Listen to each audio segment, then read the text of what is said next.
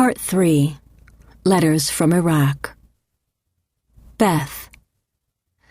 The doorbell rings in the sanctuary of her dreams, a bell choir of children playing Amazing Grace as she sits in the empty pew and empty church.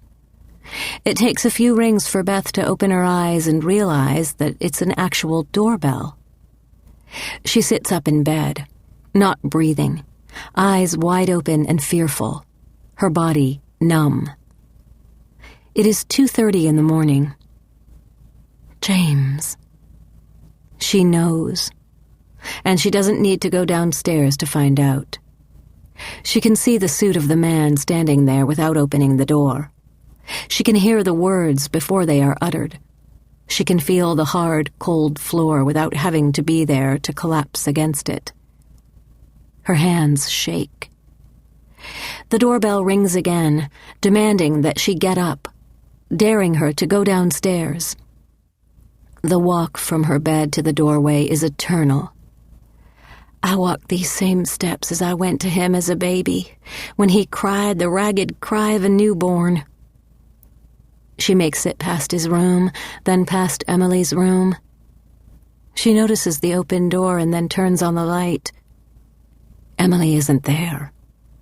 She sighs and forces herself not to cry. Not yet. Not now. It's about time I know. It's about time I finally hear. The familiar cracks of the stairs, the glow of the light behind her, the blare of the doorbell never sounding so hellish or hateful. She doesn't need to turn on the porch light. It's already on. Guess she won't have to leave it on anymore. She unlocks the door and then opens it. The same door we brought him through after he was born. The same door we walked through hand in hand after Richard died. The same door I stood at to hug him and kiss him goodbye before he left for the last time. She opens the door. The man is there, and she can barely bring herself to look at him. Her eyes are already full, her heart and her soul already empty. I am Captain.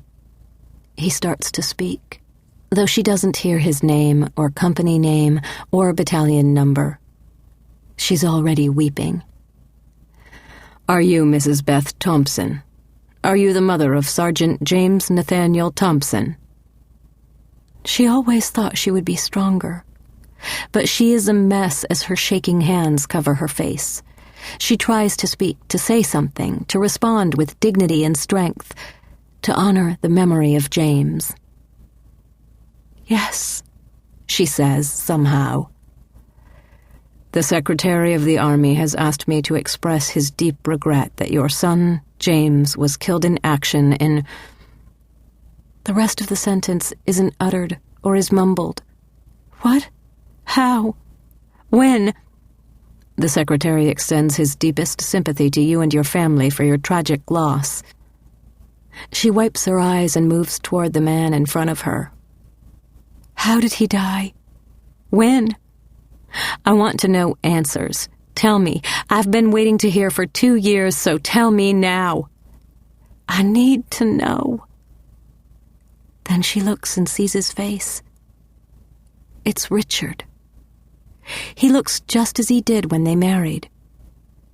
Sweetie, he says, taking her shaking and wet hands.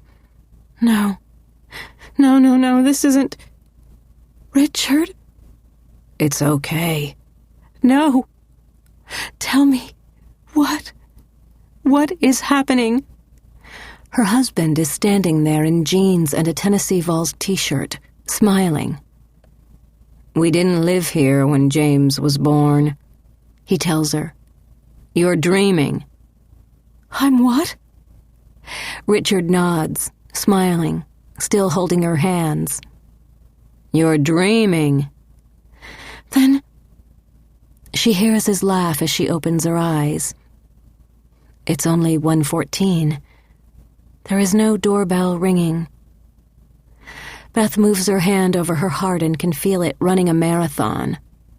That's what it has felt like day after day, night after night, running to believe, running to let go, running to find out the truth, running away from the truth.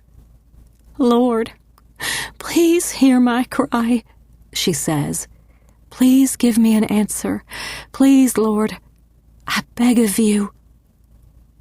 Her memory goes to the day the soldier came knocking to tell her that James was missing. Yet she buries it, knowing that it is one of those memories, the kind she needs to keep at bay. They are enemies of hope, and they lie deep in the waters waiting to emerge and do battle. That's the way the enemy fights best.